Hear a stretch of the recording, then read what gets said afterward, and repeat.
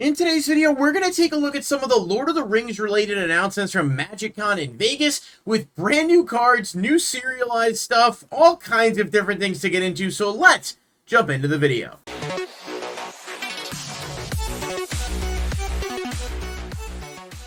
Alright, first up, let's talk about some of the announcements we kind of already know about. Lord of the Rings Tales of Middle-earth is being re-released in November, but it's not just a straight-up re-release. We're basically getting some new products, and some of them are actually going to be a bit different.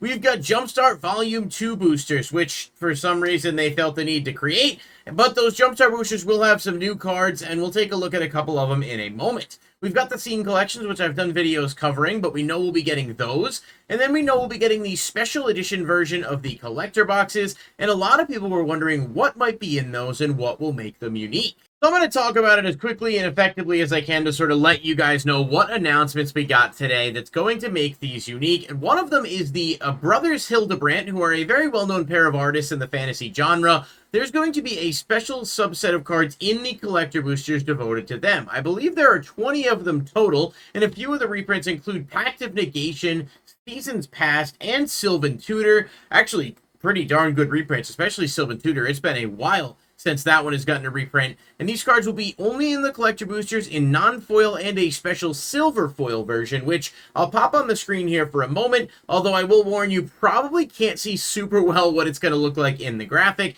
but it at least gives you some kind of an idea. Now, in addition to this, we are getting what are called showcase scrolls, and it looks like these are going to be applicable for a lot of cards in the set, perhaps all of the rares and mythics, and maybe some of the uncommons and commons as well, because we know the One Ring, Orcish Bowmasters, and the Nazgul will all be getting these showcase treatments. They do look pretty cool, and I'm pretty sure they're just going to be like standard cards to pull, like a regular showcase ratio, so they look neat, and I applaud doing something at least a little different to make the set stand out, so really no harm, no foul there. The showcase foils are, of course, only in collector boosters in non-foil, but they will also appear in that silver foil variant. You can see an example on the screen here of Gandalf the White in silver foil, but again, pretty hard to see from those images. The other thing they noted is the borderless poster cards, and there will be poster variants of 20 mythics from the set, including this Sauron the Dark Lord and Aragorn the Uniter, both very good cards. I don't necessarily love either of these artworks, but I know they're going to appeal to some people, and there's definitely some stylized version of these cards, and there are serialized versions of all these poster cards as well, which you know are going to command a crazy amount of value. Now, there are a few other small items I want to touch on, but before we do that, I do want to throw to a quick interlude in this video. There is a Lord of the Rings tin that is Walmart exclusive that came out a couple weeks ago and actually has a couple neat promos as well as some set boosters. I was able to get my hands on one, and I figured it might be fun to just do an opening and kind of throw it into this topic video. So we're going to cut to that, and then I'll cut right back to the rest of this after that video. Alright, so as I said in the sort of intro, kind of talking about some of the cards, I did want to take a look at this Lord of the Rings Tales of Middle-earth tin, and this is actually a Walmart exclusive tin that came out in early September, so it's probably been a couple weeks. It comes with 3 set boosters and 2 promos, which we'll take a closer look at in just a second here. And this is actually, it's $20 at Walmart, so basically, if set boosters sell for around $7 each there, you're pretty much getting like about even value. Honestly, you may end up doing a little bit better because I think blister packs of Lord of the Rings sets are closer to like 8 each, if I remember correctly. So this isn't too bad because I think they're closer to like the modern specialty set pricings. But there's a lot of new Lord of the Rings stuff coming out in the holiday season in November with the re-release. Obviously, we're getting new collector boosters, and then we're getting, you know, some I think like the scene collections as well. I don't know if they're going to be doing like new set boosters that include the new cards, but I do know that there will be some new reprints that are straight to Commander. So let's open this up because I'm sorry, it does come with plastic, but I took the plastic off and then realized I didn't hit record. So there we are. So it's a nice art. It's got Gandalf on the front. I like the little piece of styrofoam there, especially because like playing Yu-Gi-Oh! For so long, they never really did much to protect the contents of the tin. So this is straight up in a penny sleeve, which is wild to me. That's super weird, but okay. So, Lathril, Blade of the Elves in a foil etch. This is actually a really, really nice card, and it's definitely a good card as well. And then we've got the Llanowar Elves with the retro frame foil. I really like this too. These are only available in this tin, which is really interesting. I never heard anything about this even being a thing. And then, of course, we've got 3 set boosters. So, I don't know value-wise, what are we really chasing out of here? I'm honestly not sure. But I'm also going to mix in a couple more 151 Pokemon. If you guys caught that video yesterday, I did a Pokemon opening and opened some Wilds of Eldraine in that and pulled really well. Today, we're kind of switching it up a little bit. So, I don't know. Let's see if we can get a couple good pulls out here. Looks like we might have a list hit, so that's good. I'll take it. All right, so we've got a Swamp, Cast into the Fire, Smite the Deathless, Battle-Scarred Goblin, the Troll of Khazad-dûm, I don't fucking know, Strider Ranger of the North, Eowyn, Lady of Rohan, Reprieve. This is a really, really good card, and I think at least when this set came out was worth a couple bucks. Legolas, Counter of Kills, Eleanor Gardner is the rare, and we got a Pippin, Guard of the Citadel rare as well. And then Knights of Dol Amroth as the foil. And our list card is Chain of Smog. Target player discards 2 cards from his or her hand. That player may copy this spell and choose a new target for that copy. Looks like a rare. I honestly don't know if it's good or not. It's a list card, so you never really know. But you'll know because I'll put a value up on the screen. So, yeah, I'm really excited about some of that stuff that's going to be coming out, without a doubt, a little bit later down the line. Let's see if we get a good hit on this Pokemon one. So, we got a Bellsprout, a Horsey, a Nidoran, an Abra, Tentacruel, Snorlax, Sandslash. I do like that it's only the OGs here. Fearow, Voltorb, and a Mewtwo. All right, so the artwork is pretty cool. I've never been a huge Mewtwo fan in general. I know a lot of people love Mewtwo. Not my cup of tea personally, but still... not a bad looking foil, and there's a code card for anyone that wants that. The Pokemon Online is apparently not great anymore. That's what I've heard. I don't know. All right, so far we've got one list hit, which is decent. The hell is that? I can't even tell. It's an art card, obviously. All right, so we got the island. We've got a Mirkwood Spider, Mirkwood Bats, Ithilien Kingfisher, Dunland Crabane, the Mouth of Sauron, Ugluk of the White Hand. They are really putting me to the test today. Gorbag of Minas Morgul, Soromon's Trickery, Shire Sheriff, and a rare Horn of the Mark. It's a legendary artifact. I don't know if it's any good.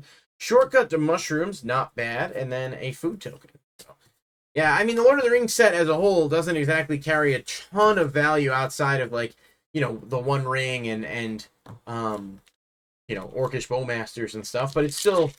Oh, I didn't mean to do that. I meant to switch over to a Pokemon one. Whoops. We'll get back to that in just a second, though. I didn't see anything, so... Alrighty, for the Pokemon, Geodude, Jigglypuff, Staryu, Charmander, Persian, Muck. Spell that one backwards. Daisy's Help. A Butterfree, really cool art on that guy. Ooh, we got one. We got an illustration rare. That's a Machoke. I love that. It looks so cool. And a Vileplume foil. Not too bad. We're actually going to use that that sleeve from the tin for this Machoke. I really do. I love these illustration rares. I think they look super cool. And one of the things Pokemon does really well is, like, the unique art styles. Not that Magic doesn't do that, too, but this set just has so many cool ones. All right, back to this pack that I already started to open. Is that Witch King of Angmar, I think? All right, we got a Foil Island, which is okay. Esquire of the King, Knights of Dol Amroth again, Dundane Blade, Improvised Club, Mirror of Galadriel, Legolas, Counter of Kills, Friendly Rivalry, Gimli, Counter of Kills, Pippin's Bravery, nice little borderless there, Doors of Durin as a legendary artifact, and a mythic foil Arwen, Mortal Queen. I don't remember if this was a good one or not, so I guess we'll have to look later. But it's still a mythic foil hit out of a set booster, so I'll take that. Not too bad. Again, these are just neat little niche product, I think. I don't think it's, like, the greatest thing ever, but it's not bad, and the promo's pretty cool. I wouldn't hate to see them do some more things along those lines. Let's see if Pokemon will send us out with a home run. We got Paris, Voltorb, Krabby, can't get the cards off, Sandshrew, Graveler, Arcanine, Kingler, a Gengar Reverse, a Charmander. That one is a big hitter card right there. Look at that. What a beauty. An absolute beauty. And then Zapdos EX too. The EXs look so weird now, huh? With that weird little foiling pattern on there. But that Charmander, that is a beautiful, beautiful card. That is an illustration rare. So in this battle, Pokemon definitely yielded some of the better hits. But obviously, I've been opening some of those for fun. And I know a lot of people are here for Magic. So I figure, I mix them in if you enjoy it. But we'll get back to the video and look at the last bits of the Lord of the Rings stuff for the upcoming slate of holiday release products.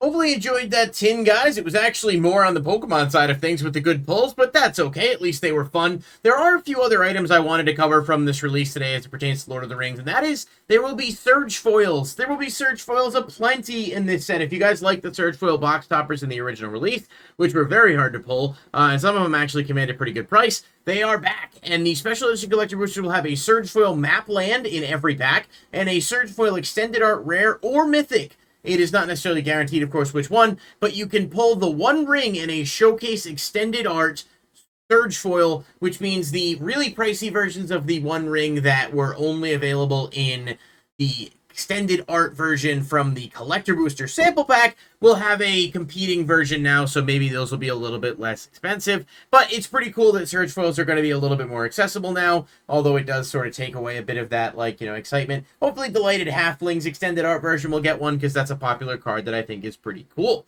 But what we have here, of course, is the Realms and Relics box toppers. They will be returning, so another chance to get, Cavern of Souls, Ancient Tomb, what have you. But they are also bringing them back with serialized versions, and they will be 100 copies per card. So the only glam shot we have is the Cavern of Souls, Pass of the Dead. There is 100 copies of this in a double rainbow foil. Now, I understand why they're doing this. Obviously, it's to drive interest in the set. There's not going to be the chase of the One Ring. These serialized cards have been a huge success, and there are some really good cards, but there's only 100 of them, and that's like less than 0.002% chance of pulling them in collector boosters, which means, like, you're really not going to be finding them all that often. Obviously, they're only going to appear in, very, very rare circumstances, but there are 30 Realms and Relics cards, and there are 100 of each serialized, so there's 3,000 in total it'll be in circulation. That's, pretty cool, I suppose. What they did do is they increased the likelihood of getting a Surge Foil of these non-serialized ones, about 12.6%, which is a lot higher than it was in the original collector booster, so at least there's that. But yes, if you are not a fan of serialized cards, you should know they are back. And they're going to command some damn strong prices, especially for the playable cards on the higher end. And, people are either going to love or hate that. But at least for stores and people that want to be chasing down product and have their sealed product actually have value, this is definitely going to do that. So there are a lot of cool things to like about this, and it definitely feels like a unique enough release to understand why they're redoing it. Obviously, you've got the poster serialized stuff. You've got this serialized stuff. You've got the Hildebrandt brothers stuff. You've got all kinds of different things to chase down in this. So if you're a Lord of the Rings fan, or you're just a fan of opening things for value, this is going to have a lot for you. It won't have the chase that the one-of-one ring had, but 100 of 100 on some cards is pretty damn impressive too. So just keep that in mind. There will not be a lot of them in circulation. Let me know in the comments down below what you guys think of all these for Lord of the Rings, and I'll catch you in the next video. Peace.